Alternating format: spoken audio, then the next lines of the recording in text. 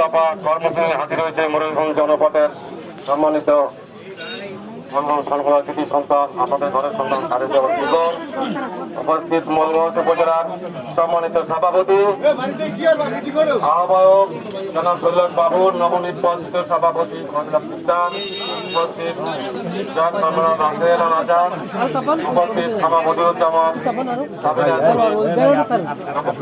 নবনির্বাচিত ডিআর কিষান আনোয়ার খা মিজান রামচন্দ্র মিলনের ফজলু ভাই মামুন সোবান ভাই অসুবিবৃন্দ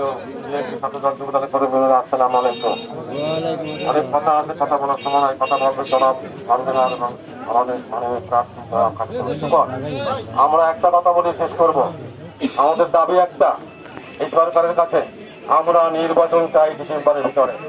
ষড়যন্ত্র চলছে শহীদ প্রেসিডেন্ট জিয়াউর রহমানের আদর্শের, খালেদা জিয়ার আদর্শের, তারেক জিয়ার আদর্শের একটা সঠিক